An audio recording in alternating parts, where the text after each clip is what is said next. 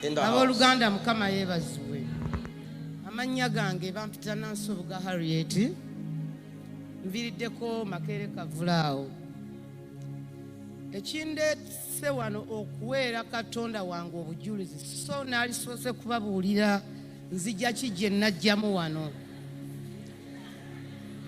Nze mu kujja wano nali ntudde ku lubalaza ewaka ne wajjawo omuvubuka nga bamuyita Fred era aweereza mu kyaki muno. N'agamba zino tiketi z'engaba zibeetaaga kazo waliyo festival. Kati naye oli omuwala n'aŋŋamba gwe nali naye ogenda kutambula otya gwe atiiriika amasiro otya anaawunyirira abantu. Ne mugamba omanyi abantu baagala nnyo ebyobwereere. Kaŋŋende muno mu kwenyiga mwe tunaayingirira nange nja kuyingira wadde amatwa agange n'ennyindo byonna bivaamu masira. Lwali lwakutaano nga ttaano n'ensituka nakeera nno ate nga Fred namugamba sooka ompeeyo ku kaadi ze ŋŋenda okugaba ffe tusobole okujja nga tuli bangi tuwangule. Kumbe ŋŋenda kuwangula Yesu. Hallelujah! Woo, woo, woo. That is powerful. That is powerful. Woo. Did you hear that?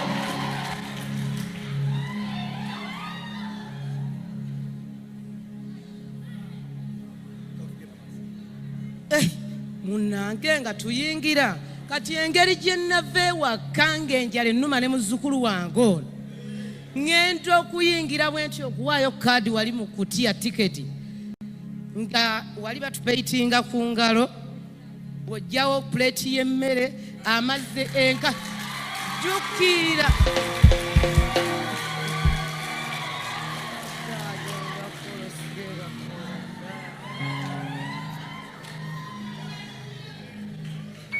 naye nasooka bwe mba nkyatudde bwe nti mpa muzzukulu wange akatifini k'emmere ako n'akalemera ne ŋŋamba naye nedda ndabye emmere gye baleese eringa loole ennamba lwaki siddayo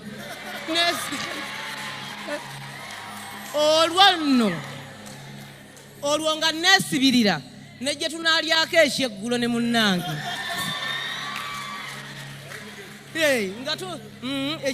kiseera kyatuuka omulenzi n'atandika otutegeeza ng'era bwe twakoze wamma neekwataka gundi kaali ne baŋŋamba yuzaako akanamba ako okasuule mu bookisi osigazaako okuwangula ako neekasigaza nagenda okulaba nga nze ndi mutwalo oba mulamba ate nga nakedde nnyo ne ŋŋamba naye bino bye biki ate kaakati ate nga sirabawo nakiraga nti oba waliwo ebintu nga biri waggulu wali ku mmeeza ne ŋŋamba nva wano ng'eno TV ngitutte nange Katonda ankoonaako.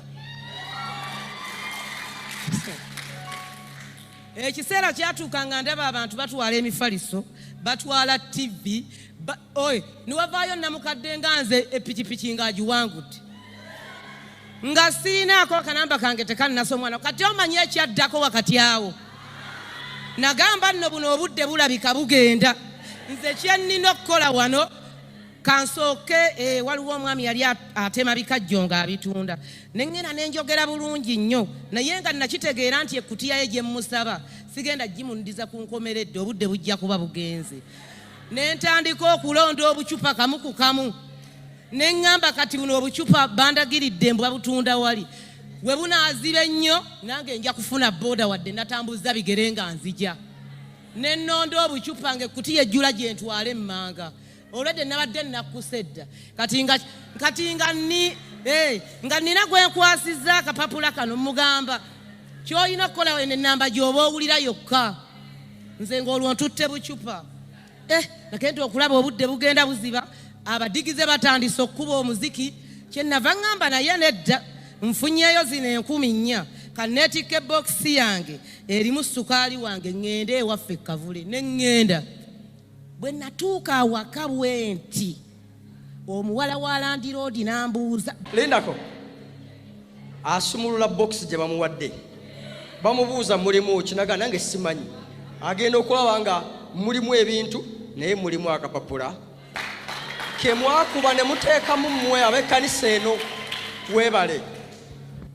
Nengira n'agamba naye engeri oli maama takolagana byabalokole naye ne mugamba omanyi jo wajja wano ng'ogamba mbu nno naawe olina lunaana oyagala kwongerako ogula ekkoota ya sukaali ono tumugabanemu gwe omutereke wali osemerako mwana wo mpola kyava ngamba naye raka mbitwale mu bubbe engeri gy'atayagala bintu byabalokole ayinza okutabuka kyenva mugamba ne bw'anaatabuka kati ku Sande nkeera kawaala oba nkeera luddawa nze nnoonye ekkanisa gyeri naye mbagamba ebigambo bino muweerere ku baana. Ekyokubiri musabe ennyo Katonda kuba amatu gano nga bw'ogalaba gatuuka ekiseera mu COVID we yatandikira ng'amasira mangi nnyo. Nze nazaalibwa mmanyi nti buli muntu aba n'amasira era nze singa nali nti oba nasomako oba nga bantwala ku ssomero naalitegedde nti eno ndwadde naye nakula bwentyo ne ku bufumbo nagobwa lw'amasira kale bwentyo bwenkuze naye ku Sande bwe najja wano ku Sande olwa nno sooka oleke landiroodi ayombye olw'omukaaga ngambye wulira ku lw'omukaaga ng'enkya Sande nzije wano olwo tuvudde ekazo yajja n'angamba va mu nnyumba yange tojja kusulamu sikolagana na balalu nakoowa tambula genda owunyireeyo olokoka kiggwe ne mugamba omanyi ngenda kubirokoka kweno luutu nga bya ddala najja ku Sande wano musumba yasaba Sande yalimira ku service eyaddako nesaba nange neŋŋamba leero luno njagala ndaba obuwanguzi gana amatu ye lwaki gannemerako kumbe mu kifo kino mulimu amafuta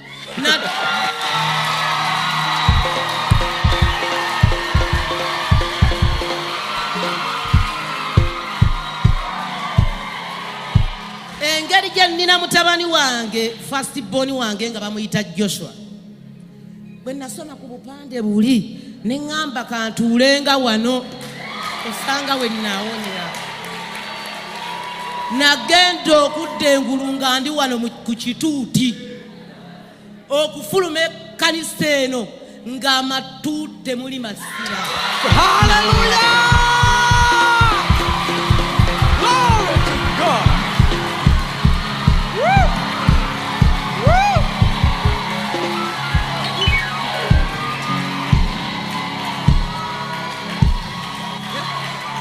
Mazima ga Katonda njogera sityammwe ntya Katonda omulamu amatu ago siddanga mukugalaba gali gaali masira amasira amayitirivu nga ne mu nnyindo buno gaatandika birabika bikwatagana nga gava mu matu ne mu nnyindo ndowooza bino bikwatagana mu nkola zaabyo ne gatandika okujjanga bannange siteke kale bakwano bange balokole bannange nze ng'eyakalokoka yategedde kati Katonda naye nali sinnamumanya endokoka yange erabika teyali yakulokoka ndabika nabeeranga ngenze kuba kuyisa bivulu tolaba kulabika kwali kuyisa bivulu naye landiroodi waliwo eyamugambye tuwagoba omukazi oli mu nnyumba naye ebivundu birabika byaggwawo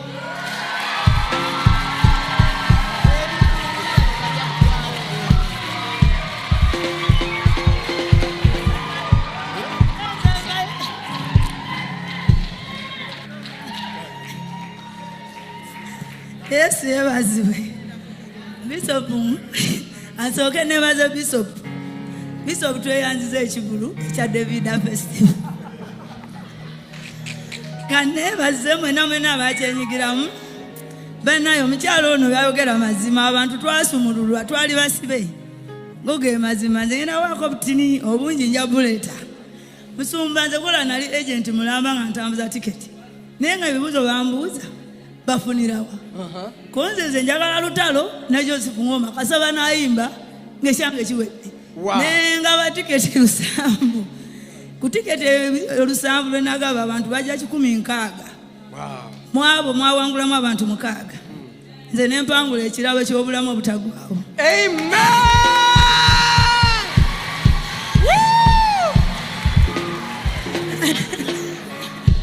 Wow. Wow. Omukyalo yalina obujulizi oyo. Ya Bishop omukyalo oyo. Yes. Yali akulira bamalaya b'omu Katogo. Hallelujah.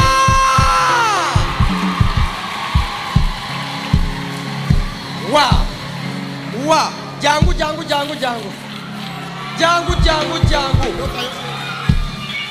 Kubira Yesu mungalo.